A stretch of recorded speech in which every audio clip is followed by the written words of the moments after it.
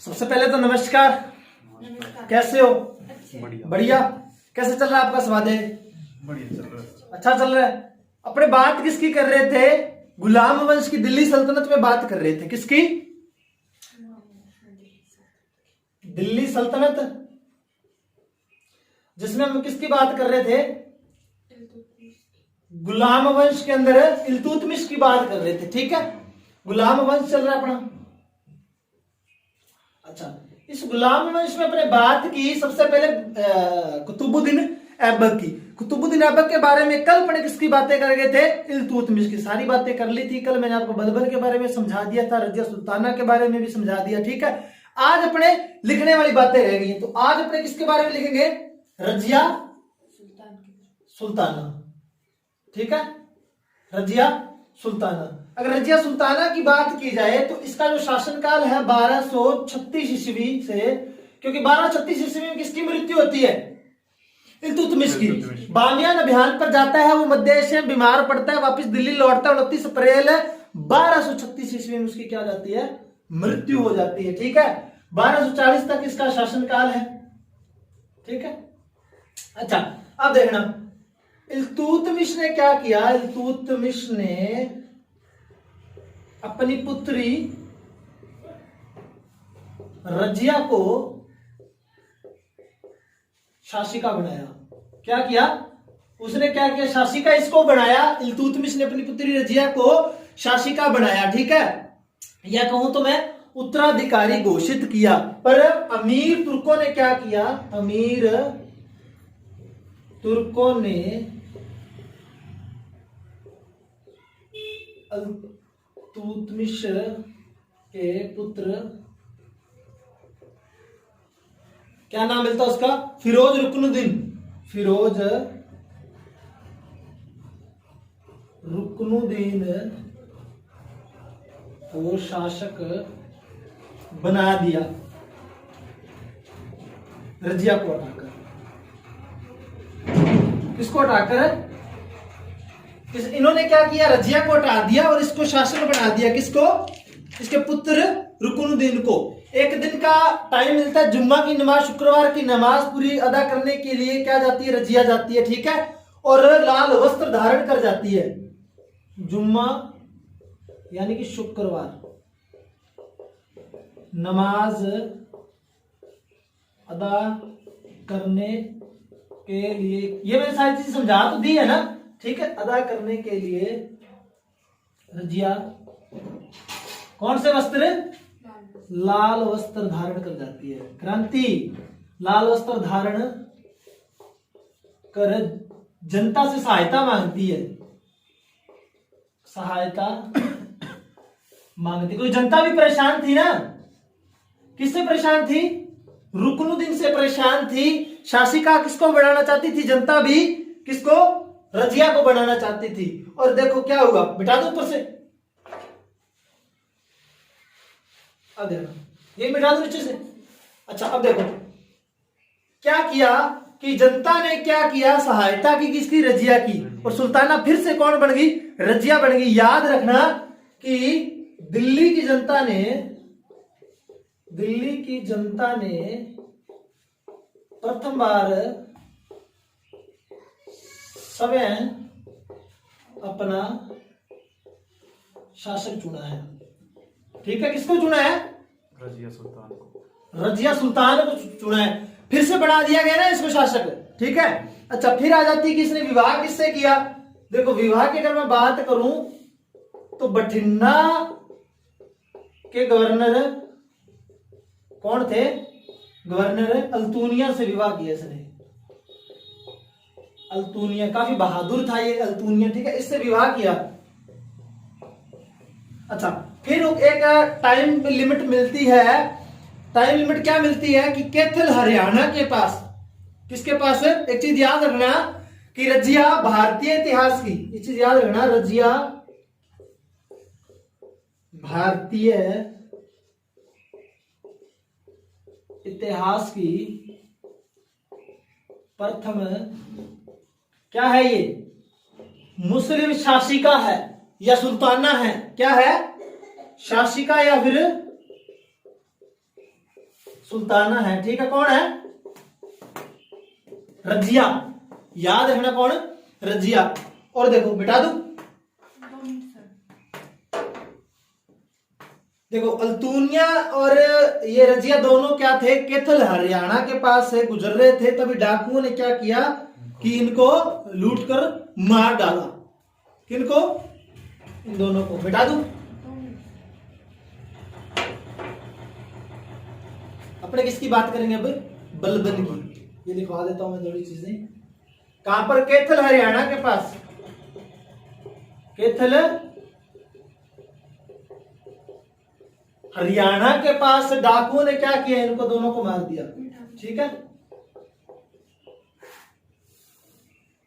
ने लूट कर मार दिया। किन दोनों को मार दिया? रजिया और दुनिया को, अल्तुनिया को, ठीक है। तो इस तरह से अपनी रजिया क्या हो जाती है? कंप्लीट हो जाती है। बता दो, लिख लिया क्या? क्या दोबारा लिखवाऊं? डाकुओं ने इनको मार दिया। अच्छा अब देखो अपने किसको पढ़ेंगे? बलबन को। क्यों? बलबन के बारे में समझाई है चीजें सारी सारी। बलबन के बारे में लिखने वाली रह जाती सारी चीजें। बलबन की शासनकाल की अगर मैं बात करूं तो 1265 ईस्वी से 1287 ईस्वी में इसकी क्या हो जाती है? मृत्यु हो जाती है, ठीक है। अच्छा अब देखो इसके बारे में। इसका सबसे पहले तो मूल नाम पूछा जाता है। क्या पूछा जाता है? मूल नाम पूछा जाता है। मूल नाम क्या था इसका? बहाउद्दीन। मूल नाम है बहाउद्दीन। फिर इसकी उपाधियां पूछी जाती हैं। क्या क्या उपाधियां थी इसकी? उपाधियां की बात करूं तो उलुग खां की उपाधि थी इसकी, जो किसने दी थी? नासिरुद्दीन महमूद ने दी थी इसको, ठीक है। उलुग खां, कई जगह आपको उलुगु खां में मिल सकता है, ठीक है। ये इसकी उपाधि किसने दी थी इसको? नासिरुद्दीन महमूद ने। नासिरुद्दीन महमूद ने इसको ये उपाधि दी थी, ठीक है। अच्छा फिर बलबन ही वह शासक था जिसने लो रक्त नीति अपनाई। बलबन ने कौन सी नीति अपनाई? लो रक्त शुद्धि की नीति अपनाई।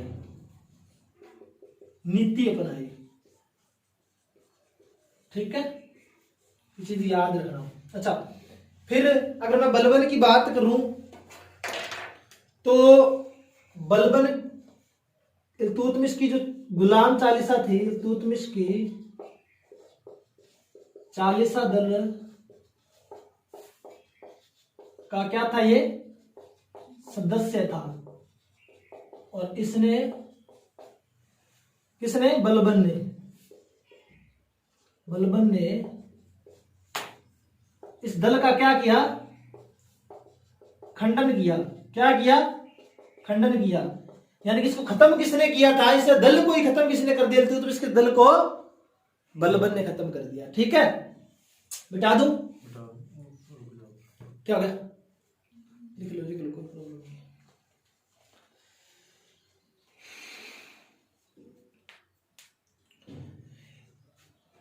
इसने नायाब खुदाई की उपाधि ली,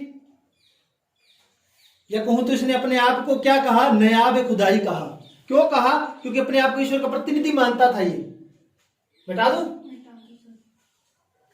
देखो अपने आप को ईश्वर का प्रतिनिधि मानता था, इसीलिए अपने आप को क्या कहा इसने? नायाब ए खुदाई।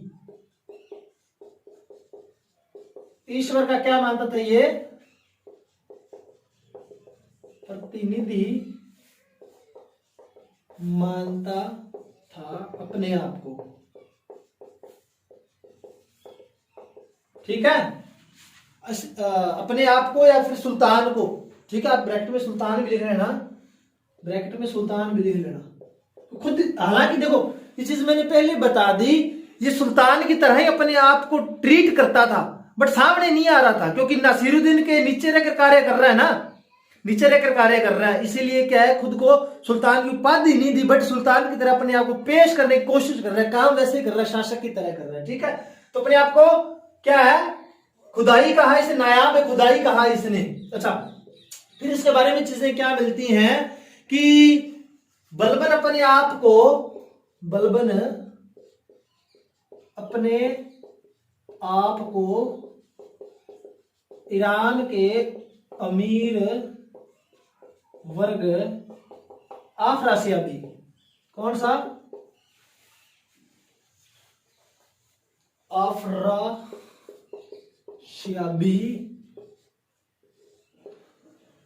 ये अफरासियाबी वहां का वर्ग है, ठीक है, या वंशज, ठीक है, उस वंश का मानता था।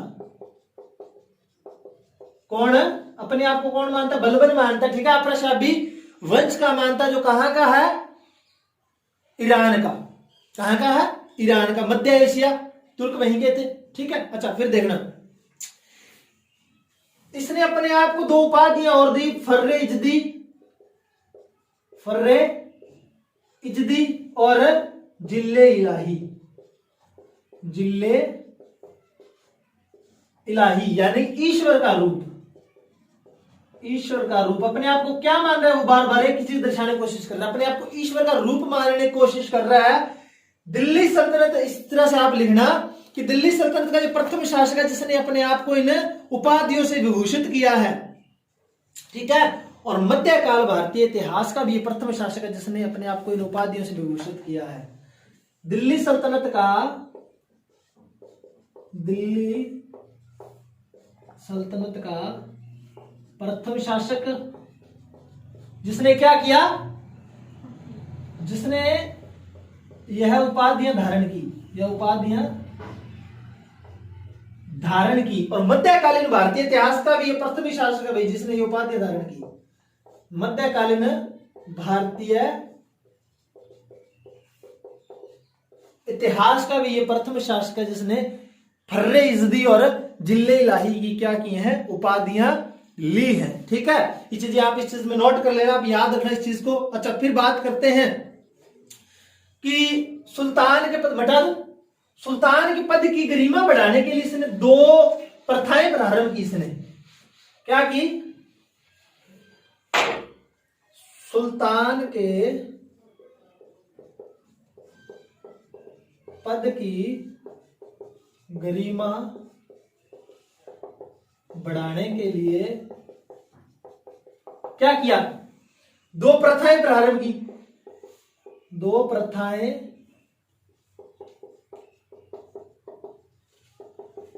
प्रारंभ की, ठीक है। कौन कौन सी, एक तो सिजदा, ठीक है, सुल्तान को घुटनों के बल, घुटनों के बल बैठकर क्या करना, घुटनों के बल बैठकर क्या करना, माथा टेकना। किस तरह से, ऐसे माथा टेकना, ठीक है। और फिर इसने दूसरी प्रथा कौन सी, पाबोस। इसमें क्या किया जाता था, पेट के बल लेटकर चूमा जाता था, किसके कदमों को, किसके कदमों को चूमा जाता था, सुल्तान के, हाँ, पैरों को चूम लेते थे, ठीक है, पाबोस, पेट के बल लेटकर पैरों को चूमना,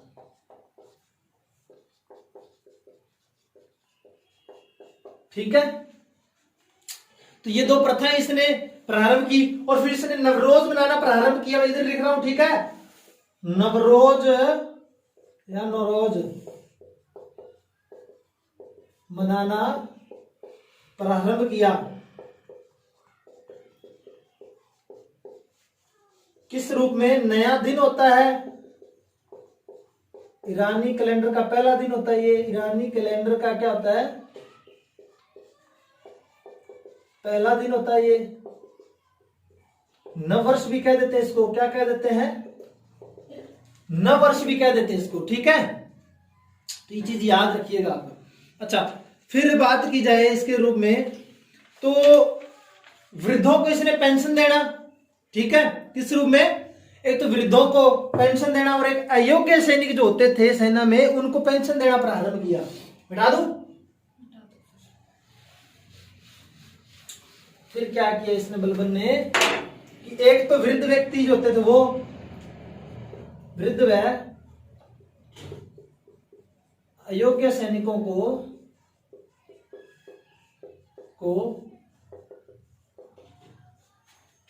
पेंशन देना प्रारंभ किया। ठीक है, ये कार्य इसने किए। अच्छा, फिर इसके बाद में इसकी चीज ये मिलती है कि दो विभागों की स्थापना की इसने। कौन कौन से विभाग थे? एक तो सैन्य विभाग, मैंने बताया था ना, सैन्य विभाग, और दूसरा कौन सा? गुप्तचर विभाग। इनके नाम मिलते हैं, इसका नाम मिलता है दीवान-ए-अर्ज, दीवान-ए-अर्ज, इसका नाम मिलता है दीवान-ए-बरीद। क्या नाम मिलता है? दीवान-ए-बरीद नाम मिलता है। इन दो क्या किया था इसने? विभागों की स्थापना की थी बलबन ने। और याद रखना, बलबन के दो पुत्र थे। बलबन के क्या थे? के दो पुत्र हैं। कौन कौन से हैं? याद रखना, एक का नाम है मोहम्मद खां। क्या नाम है? मोहम्मद खां। दूसरे का नाम क्या है? बुगरा खां। क्या नाम है? बुगरा खां। 1286 का टाइम मिलता है। 1286 ईस्वी में क्या होता है? तैमूर का आक्रमण होता है। तैमूर आक्रमण होता है किस पर? मोहम्मद खां पर। और इस आक्रमण में क्या है? मोहम्मद खां मारा जाता है। कौन मारा जाता है? मोहम्मद खां मारा जाता है। और मरने के बाद में शौक लगा किसको? बलबन को, क्योंकि प्रिय पुत्र, बड़ा पुत्र मारा जाता है इस आक्रमण के दौरान। आघात लगा इसको, और इसने एक उपाधि दी किसको? मोहम्मद खां को। किसकी? शहीद की। कौन सी उपाधि दी इसने? मोहम्मद खां को शहीद की उपाधि दी। अच्छा, शहीद की उपाधि दी। इसके लगभग क्या है, 1286 ईस्वी में आक्रमण हुआ तैमूर का। कुछ टाइम बाद में क्या है, अपने पुत्र के वियोग में 1287 ईस्वी में चल बसता है। कौन है? बलबन। पुत्र वियोग में मृत्यु हो जाती है बलबन की। किस रूप में? पुत्र को बहुत ज्यादा प्रेम करता था। किससे? बलबन मोहम्मद खां से बहुत ज्यादा प्रेम करता था, इसीलिए क्या है, पुत्र वियोग में 1287 ईस्वी में बलबन खत्म हो जाता है। ठीक है। अच्छा, अब कुछ एक बातें मोहम्मद खां के बारे में मिटा दूं क्या? रह तो नहीं क्या? कुछ रहना नहीं चाहिए पीछे कुछ भी। अच्छा, अब देखना, मोहम्मद खां के बारे में कुछ चीजें बता देता हूं आपको मैं। मोहम्मद खां क्या था? पहले एक जो सीमांत क्षेत्र जो होते हैं वहां का प्रशासक था। ठीक है, बलबन के राज्यकाल में। इसके दरबार में क्या थे? दो विद्वान थे। एक का तो नाम क्या मिलता है? अमीर खुसरो। क्या नाम मिलता है? अमीर खुसरो, जिसको तुतीय हिंद भी कह देते हैं और तोताए हिंद भी कहते हैं। तोताए हिंद भी कहते हैं। ठीक है। और दूसरा क्या नाम मिलता है? अमीर हसन दहलवी। अमीर हसन दहलवी। ठीक है, जिसको भारत का सादी भी कहा जाता है। भारत का सादी भी कहा जाता है। और ये गजल गायक था। अमीर खुसरो के बारे में तो आपने सुना ही होगा। ठीक है। अच्छा, देखना, गजल गायक। और ये दोनों क्या है, मोहम्मद खां की मृत्यु के बाद में किसके दरबार में चले जाते? क्योंकि 1286 ईस्वी में ये मारा गया था। और फिर इसके बाद में दोनों कहां पे चले गए? बलबन के पास चले गए। ठीक है। और बलबन के पास जाने के बाद में क्या है, 1287 ईस्वी में बलबन मारा जाता है। ये चीज याद रखिएगा। ठीक है, चीज याद रह जाएगी। अब देखना, बलबन के बाद में क्या है, गुलाम वंश के लिए एक शासक बना। इसका पौत्र था, बलबन का पौत्र। कौन? केकुवाद। कौन बना शासक? केकुवाद। कौन बना शासक? केकुवाद बना। ठीक है, जो बलबन का क्या है, पुत्र है, जो बलबन की मृत्यु के बाद में बना है। ठीक है। अच्छा, अब इसके बारे में अगर मैं बात करूं तो इसने एक महल का भी निर्माण करवाया था, जो मैं समझा रहा था आपको नहीं बताया, सॉरी। ठीक है। अच्छा, केकुवाद ने क्या है, एक महल का भी निर्माण करवाया था। दिल्ली के अंदर एक महल है किलूखरी महल, किलूखरी महल। इस महल का भी निर्माण कौन करवाता है, केकुवाद करवाता है। ठीक है। और कुछ समय बाद में क्या है, इसके शासनकाल में इसको लकवा मार जाता है। क्या मार जाता है, लकवा मार जाता है। किसको, केकुवाद को। और लकवे के बाद में मिटा दो ऊपर से, देखो केकुवाद को क्या मार गया, लकवा। किलूखरी महल का निर्माण कौन करवाता है, केकुवाद करवाता है। ठीक है। अच्छा, इसको लकवा मार गया। लकवा मारने के बाद में इसका एक पुत्र का नाम मिलता है क्यूमर्स, उसको शासक बनाया गया। क्यूमर्स शासक बना, जो किसका पुत्र है, क्यूमर्स किसका पुत्र है, केकुवाद का पुत्र है। एक चीज मिलती है कि इसके दरबार में नायाब ए मुमालिक, नायाब ए मुमालिक के पद पर कौन आसीन था, फिरोज, जलालुद्दीन फिरोज खिलजी। कौन था इसके, इस पद पर जलालुद्दीन फिरोज खिलजी जो था, इस पद पर क्या था, बैठा हुआ था। ठीक है। इसको केकुवाद को लकवा मार जाता है। ठीक है। और इसका जो बेटा है क्यूमर्स अभी तक थोड़ा सा क्या है, उस अवस्था में है जो नाबालिग है, नाबालिग के रूप में होता है। ठीक है, बच्चा है अभी तक। इस चीज का फायदा उठाकर क्या करता है जलालुद्दीन फिरोज खिलजी, इन दोनों को क्या कर देता है, खत्म कर देता है, इन दोनों को मार देता है। और फिर दिल्ली सल्तनत में किस वंश की नींव डली, खिलजी वंश की। किस वंश की, खिलजी वंश की। जिस वंश की क्या है, अपने कल बात करेंगे सारी अलाउद्दीन खिलजी की कल बात करेंगे अपने। ठीक है। ठीक है। अगर इनकी मैं बात करूं खिलजियों की, तो खिलजियों का सिर्फ 30 ही वर्ष तक शासन रहता है। कितने वर्ष तक, ओनली 30 ही वर्ष शासन करते हैं ये। और इन 30 वर्षों में जो इन्होंने काम किए वो शायद कोई नहीं करके गया। बहुत ही डेंजरस काम किए, बहुत अच्छे काम किए। कल करेंगे इनके बारे में बात। आज के लिए इतना ही, मिलते हैं कल की क्लास में। इसके लिए धन्यवाद।